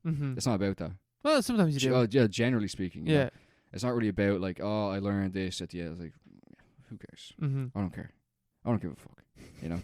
At the end of like a good horror film, in my opinion, generally it's more about things happening around you or things happening around the characters, and then the characters just they're there to react. Yeah. Basically, generally speaking. And this, it's about there's supposed to be an arc, but at the same time there's all this weird shit happening. But it's so goofy that the reactions and the arcs are just like very disjointed. And it's not clear exactly where exactly they're going or how they're developing, or like it's too human centric for a ghost story. Yeah, for I think so. Yeah, like something that's trying very hard to be a ghost story. That's as well. very true. It's too human centric. Yeah. But in the way like The Conjuring stuff like that is, but I think it's just because you're basing it, because again we're basing it off the Shining film, like the original film, which is on a completely like different wavelength. Plane, yeah. And I think like part of it as well is like the way that these films deal with time. Like in Kubrick's film, you just get Monday, and then you get Tuesday, and then you get like Wednesday. But like it doesn't, like, time is clearly progressing ages in between the days that are shown on screen. Yeah. This film gives exact dates. Yeah. This film says October 20th, whatever, November 11th, That's December, whatever. Yeah, she's like, Jack, this is the last day we have before we can leave. You know, we need to go. And they now. leave, and they leave the hotel, and we see them come and go at the start of this thing, right? So I think that like the part of that is like it sets the hotel in such an actual place, rather than being this like ethereal, timeless place. Like when in the Kubrick film they go up there, and that's it. Like there's no coming down. We don't know how long they've been there for. Like the distance between time isn't making sense. We're not giving like how long is left. This film's like, this is what happens. They can come and go at the start. They talk to people. They're in the town. They're communicating with people. They're in the town. Which lessens the amount of time that they're actually isolated up there. Yeah. It's like, it doesn't work at all. You know? Even if you compare like the opening scene to Shining, or like the credits, where you have the famous helicopter shot where they're coming up the mountain and stuff. And it goes on for ages, but like, that's kind of like it's setting the scene. Like that in itself is setting the scene. You are miles away. Yeah, you're miles away. You're like, this isn't anywhere you know, and like it's not even, like maybe it's not even anywhere at all. You know, it's just someplace up in the mountains. There's no way out.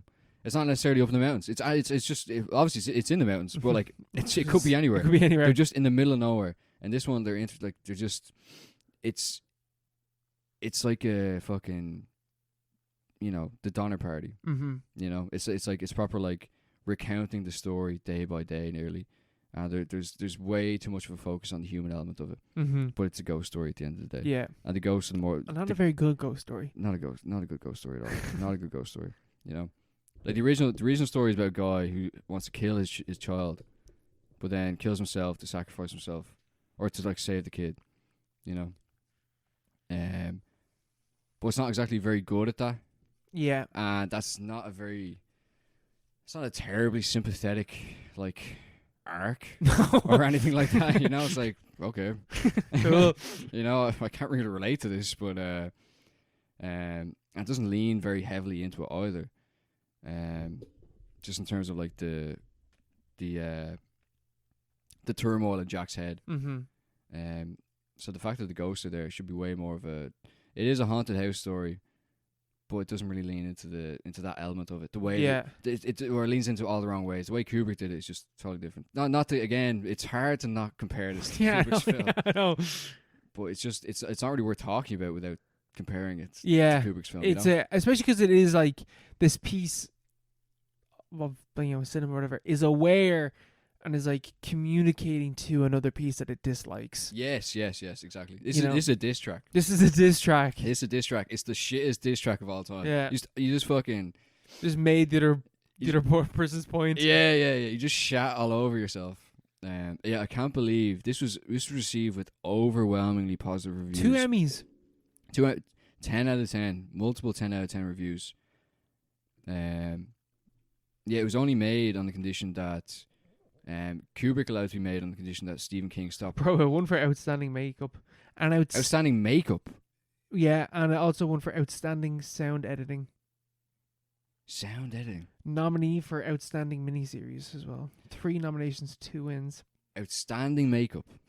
What? 1997 is not that long ago. Like, outstanding. I could have been a makeup artist in that film. Yeah, there's they won a lot of stuff. They won quite a bit. Quite a bit of stuff. It's the reverse. It's like the comical fucking, dichotomy there. It's like The Shining, Kubrick's The Shining, initially received with very, very negative reviews, came to be regarded. Every episode is rated 6.6 on IMDb. Is it? Yeah. That's so lame. 6.6. That's exactly like that. That sounds like it's on purpose. This is like 6.6 out of on everything, which means it's a 1-star thing. It's a show film. It's not good. It's so I'm bad. so sorry. No, I enjoy watching this. Episode 115. It brought me back. Owns apology. Man, you haven't had a stinker in a long time. I gave the Wicker tree before this, Oh yeah, but that was a stinker in a whole different way. oh that was on purpose. Yeah, That was this intentional. wasn't on purpose. This is semi on purpose, but This was. we knew this. I kind of knew it was gonna be bad, but I didn't think it was gonna be this bad. Yeah. It's And I didn't think it was gonna be this long. so long. Yeah, it's very. God, this was long. I'm so sorry. What can you do? We live and learn. We live and learn. We've learned that Stanley Kubrick is a better director than whoever the fuck directed this. Whoever the fuck did this. We were returning Mark to a section of the podcast that we haven't done for ages. Mostly because we didn't need to, because we didn't need to fill in for time. But because we watched one thing this week that was 4.5 hours long, Yeah. didn't really get to watch a lot of other stuff. Let's do this. So we're bringing back the listener questions section. are back. We've listened to your complaints. We've listened to the complaints. We brought it back. We answered one earlier on. We're answering a few more now. If you want to ask us a question, follow us on Instagram or on Twitter at @paro_pod. Ask us a question there. Or send us an email, theparopod@gmail.com. That's it. It's been a while since we've done that. Yeah, actually got it in one go. I did. Didn't fuck it up. Which maybe that's why our listener questions started to fall off. Because we weren't pronouncing it right, that's why. Yeah, probably, yeah. No other reason. That's the only explanation. That's the only explanation. Our first question is coming in from Liam, and Liam is asking, create a Paropod Film Festival schedule. So, How does that work? how does that work? Okay, so we have rented out a cinema. No, a one-screen cinema. We're going to do one day of films. Mm-hmm. Opening at 9 a.m., finishing at 1 o'clock. 1 p.m. Last showing, 9 o'clock. 9 p.m. 9 p.m. So wait, it opens at 9 a.m. and we close at 9 p.m. No, yes, 12 hours. 12 hours. Okay. No, even more than that. That's 15 hours. Is it? 15 hours. 15 hours. Wait, 9? Oh, yeah, it is. I'm such an idiot. That ordinary maths, Mark. Oh, it is 12 hours. 9, is it? 9 a.m. to 9 p.m. No, 9 a.m. to 12 p.m. Sorry. You said 9 p.m. Yeah, sorry, I meant to say 12 p.m. In my head, I was thinking 12 You're p.m. shitting on me for doing ordinary maths. No, 9 a.m. to 9 12 p.m. Yeah. Yeah, 9 a.m. to 12 p.m. Whichever one is at night. Sick of this conversation. Fuck you, Liam, and your stupid fucking question. This is why we're never doing listener questions again. You've torn this podcast apart. Okay, from 9 in the morning to 12 o'clock at night. Okay. Last showing is 12 o'clock at night, right? Does everyone understand? This festival's already fallen apart. It's over. It's over. Oh, God, right. Jesus Christ, right. What films are we showing? Just our top 10, I suppose. Our top 10 films? No, right. We're gonna show the Shining miniseries twice. 3 times. We have to cut out in the second episode 2 at the end of the third showing. Sorry, guys. Show's over. I hate to do this to you. What should we show? What should we show? Well, first of all, we show one of our own movies, which we'd make especially for the occasion. We'll make a short film. Yep. Oh my God! Right? Yeah, no. Pocahontas. And then right in the fucking middle, what we do is Troll 2. we're showing a film, and then halfway through the film, we stop that film, and then we come in, and we do a 2-hour podcast, It's avant-garde, man. and then we show the rest of the film. We talk about we spoil the film first of all. Then we feel listener questions. That's what we're doing. And we talk about news. So Shrek 5's in the works. What do you think? Sounds pretty good. Yes, sounds good. Anyone have any questions? Silence. There's like 3 people there. No, it's a packed house. Packed out. Everyone who's ever listened to podcasts is in this. Yeah. Is in this theater. So it's like 20 people. No, let's be kinder to ourselves. Our fucking YouTube has been. Our YouTube is like low key lifting off, even though For we some don't reason do anything For with some it. reason we're getting we got like 5,000 views on one of the episodes. Do we? We got like over 1,000. Really? Maybe it's maybe 5,000 is a stretch, but we got a good few on one of the episodes. Holy shit! No idea why. Let's monetize that. Yeah, quick. Make €1. So like, okay, so in the morning, right? First thing people are coming in. What are they watching? Texas Chainsaw Massacre. Jesus Christ! The first thing when they come in the morning, I'd say They're sitting down to the Parapod Film Festival. Shrek 2. Get them off on a nice light note. Yes. Good step to the day. 30-minute break. They come back in. We need a 30 minutes. 30 minutes. They're shoveling breakfast in their mouth. No, we serve food. Yeah, of course. Yeah, Stella.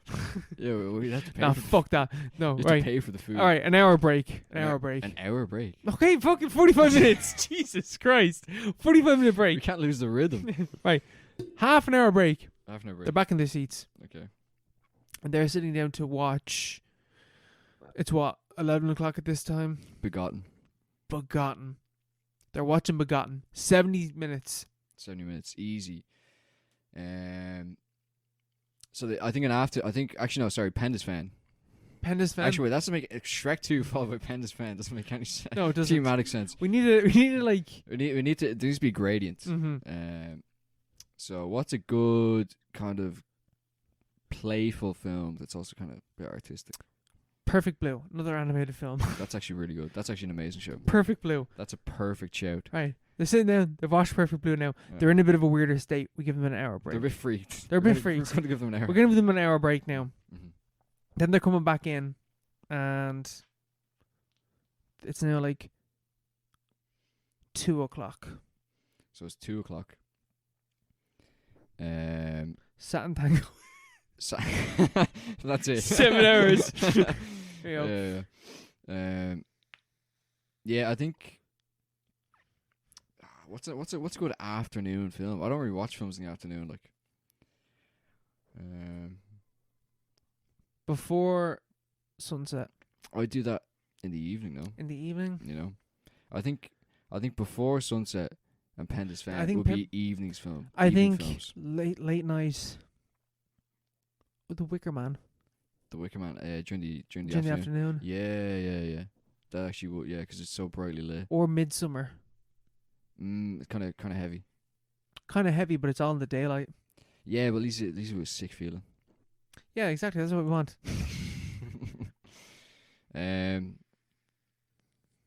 Midsummer or thing. Yeah, I don't, yeah, Midsummer. Yeah, fair enough. Yeah, We'll go Midsummer. Midsummer. Okay, so that's like we're cutting up on time as well. So maybe we stick with the 90 minutes because I think we're a fan of 90 minutes movie. Of course, yeah. So we'll stick with the 90-ish Nice minutes. and digestible. We'll stick in The Wicker Man. So it's now 3:30, 15-minute break. 15 minutes. 15. Get your coffee, piss, whatever you need to do. Back into the cinema. Let's fucking go. Let's keep rocking. Let's go. So it's 3:30 now, or 4:45. 4:45. So it's 4:45. So we're gonna stick on. What are we sticking on? Actually, what films are we fucking doing? Evil Dead. Evil Dead. It's a bit early for Evil Dead. Late night for Evil Dead. I'd say late night. Because I think what we should do is we should combine Evil Dead all together. Altogether, so that's 3 hours. Mm-hmm. So I'd say that'd be a midnight run. At midnight. Yeah, Midnight that's the run. last film that people watch. I'd say Texas Chainsaw and then Marathon Evil Dead. So that would be 3 hours. So, but you have to account for the fact it's not 3 hours, is it? No, it's 4 hours. No, right. What we're doing is we're getting a certain cut of the Evil Dead trilogy cut in a way where it just leads on one film to the next. So it's about 3 hours. About 3.5 hours. But that's the 12 o'clock showing. Oh, okay, cool. That's the last thing. So people could then from So people be awake for nearly 24 hours by the time they've done this. Okay, so exactly. That's the 12 o'clock showing. So it goes on about 4 a.m. 3. And Texas Chainsaw starts at about 10. Mm-hmm. Roughly around, 10, yeah. 10. So then you have time for half an hour break. You never have more than half an hour break. No, they have an hour break No, we'll give them an hour break between... An hour lunch. Between the midnight, between Texas Chainsaw and whatever. So 10 o'clock. So from 8 It'd be o'clock... 9:30. 9:30. We'll give them 8 o'clock until 10. No. 9:30. 8 o'clock until 9:30. They have an hour and a half. 8 o'clock till 9:30. Okay, cool. So we have to fill the gap between 2 or 3, 4:45. 4:45. 8. And 8. So that's 4 and a bit hours. So Mm-hmm. it's 2 90-minute films, basically. Or one massive film. 2 hours and one 90-minute film. 2 hours and one. Well, I suppose, yeah. They don't have to go to every film. Yeah, they do. That's the point. They have to go to every single film, or else you're barred from all future Parapod film festivals. Penda's Fen, the Penda's later Fen, one. Definitely. Before. I'd say before. Before. So we do Penda's Fen and then the before film. I'd say before and then Penda's Fen. Before, then you go out for a nice stroll. It's about 6 o'clock. The sun's kind of setting. It's kind of romantic. Mm-hmm.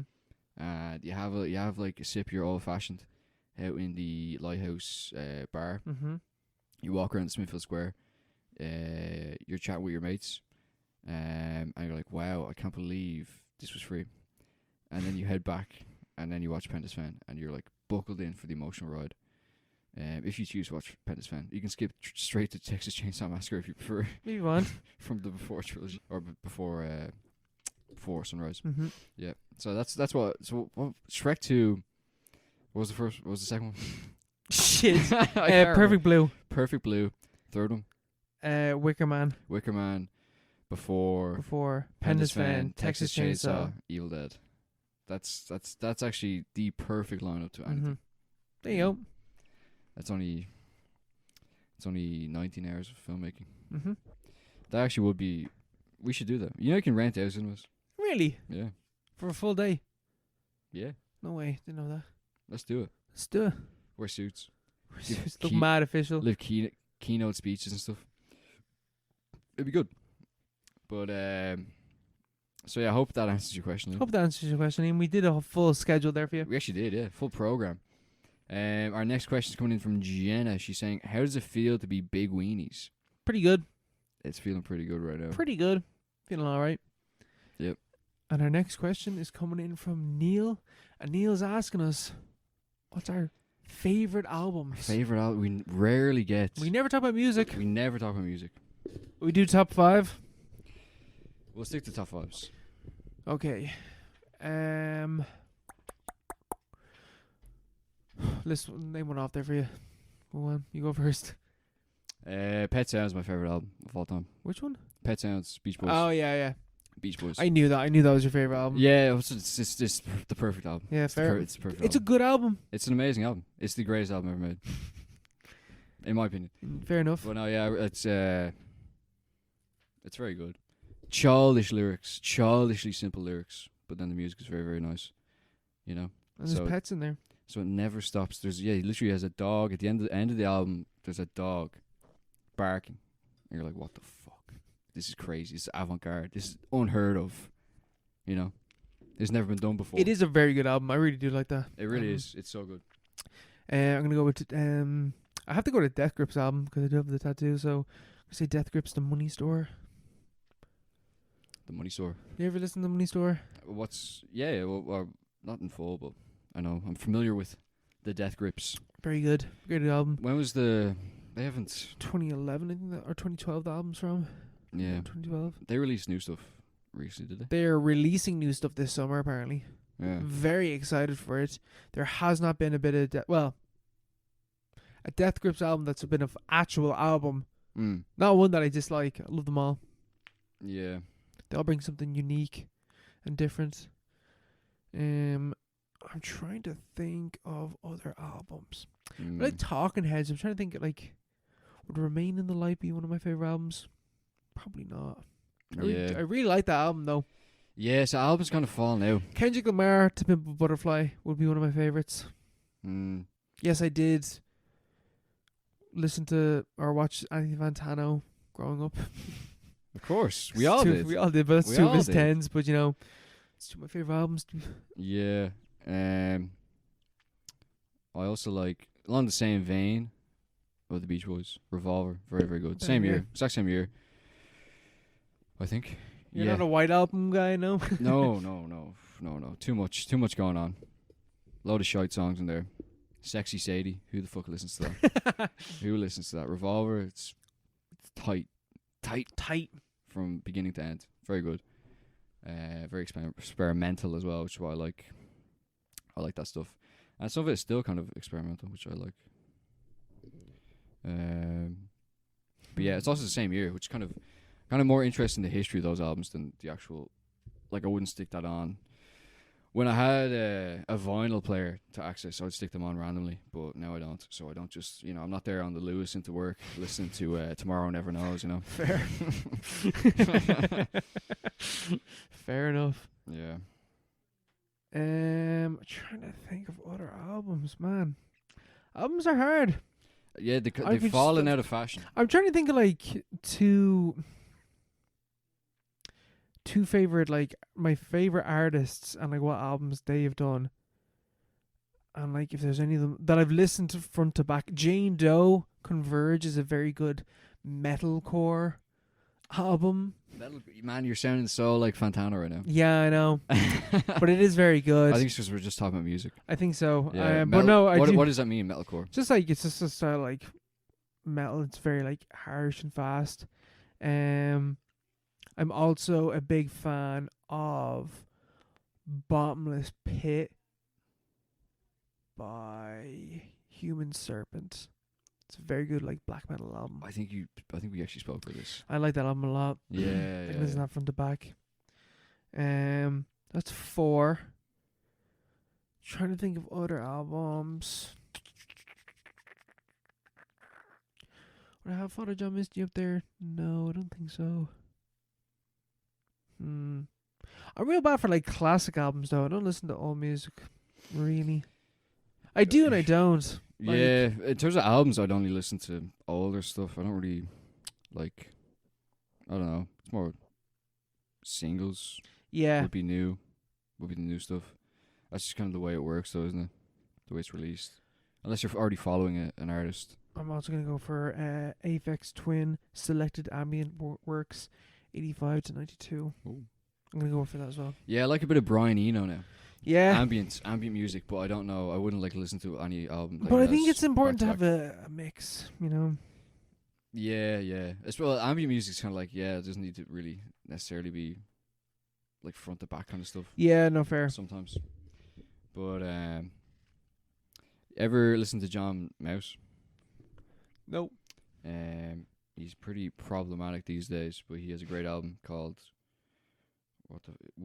must become the pitiless censors of ourselves. It's actually very, very good. Mm. From 2011. Hey Moon. That's the main single from that album. And then Cop Killer. All those. I don't know if you've heard them, but they're it's really good. I like it's more like I like his approach to music, or his approach last time I checked in with him. Don't know what he's at these days. He was involved in a lot of strange things. Like what? Well, like he kind of like start moving very quickly towards the right for a while. Was that like the January 6th thing? Oh, great. He was at it, like. Oh, wow. But before that, he had this mad philosophy about, like his interviews were always really interesting to listen to, because he had this philosophy about making art and stuff. Like he's this like mad kind of like insular artist Mm-hmm. who just walls himself up in like the fucking like the exact middle of America, like Colorado, and just like made a lot of music. He's like a mathematician beforehand, so like Baller. he uses that to like make music and stuff. So I thought that was really cool. But then he started acting a bit weird. I'm not sure what he does now, but his music is really good.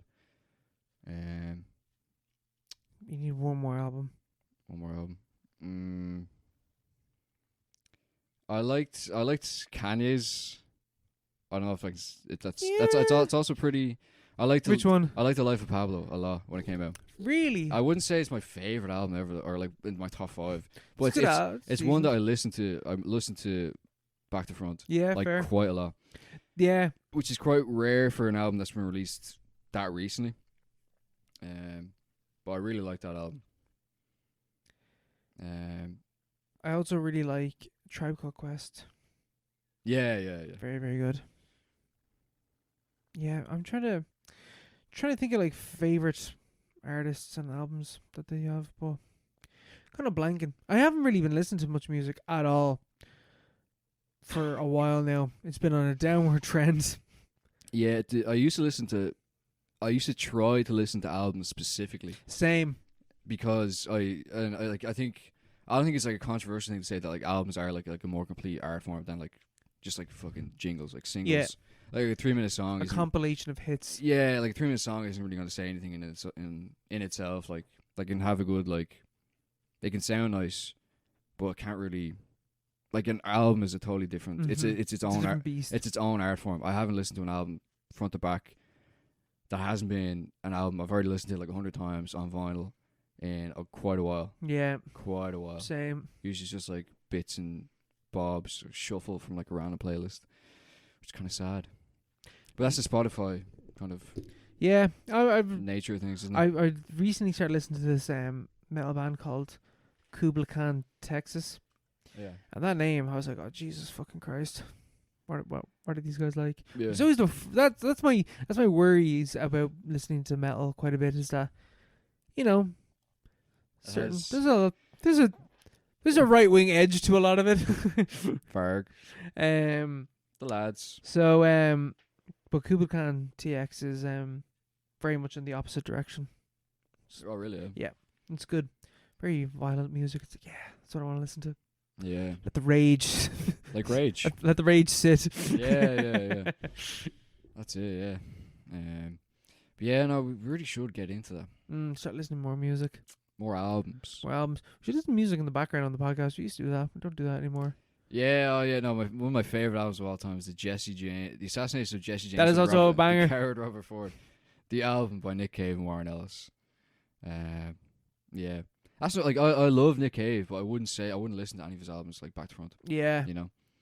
Fair. That's a valid point. You know, is that my problem, or is that Nick Cave's problem? I think it's more so my problem. Yeah, you know? I think so as well. Like, that's the thing. I blame myself. It's not their fault. That's the way that's the way it kind of works these days. You know, we failed them. You know, it'd be like watching scenes out of like The Shining. Yeah, I love I love the bathroom scene out of The Shining, man. Yeah, just watch that every so often. Yeah. Don't actually watch the full film. You know. But yeah, no, we'll get on to that. Don't worry, Neil. Don't you worry. We'll fix up our favorite podcast, our favorite albums. Our top 5 favorite podcasts. Number 1, the Joe Rogan Experience. Yeah, number 2, 12 Rules to Life. Number 3, Serial. Number 4, Friday Night with Tucker Carlson. Number 5, things you should know. There you go. Okay. Will we leave it on that note? We'll leave it there. And my recommended film for the next episode is... Drum roll, please. While I return to the page where I had the name. Ah! Oh, jeez, Mark. I'm drumming them up. I'm trying to go back through. Okay. It's called Uncle Boonmee who can recall his past lives. It's called Uncle Boonmee who can... Oh, I wanted to watch this. Yeah. Who Okay, can recall sick. his past lives. Okay, cool. Cool. I knew you knew this. You know this film. I have this on my Letterboxd watch list. It's on Mubi, I'm pretty sure. Is it? Yeah. I don't have movie. Well, you know, it's available So- somewhere. On other I places. hope it's on the dodgy box. What is this film about? I have no idea. But it was on... funny enough, it was on my manager's Instagram story. I was like, what the fuck? I looked it up. I was like, that sounds kind of... Sounds like something we'd talk about in this podcast. So I was like, okay. And it's good reviews and stuff, so it has to be good. It has to be good. It has to Mark's be good. manager has approved this film. Yeah, you proved it. He knows his stuff, so let's do it. We'll do that, and we'll continue on with our Rocky franchise Yes. next week. Rocky 2. Rocky 2, Electric Boogaloo. I think that's the official title. Owns Revenge. Talk to you. Bye. Bye.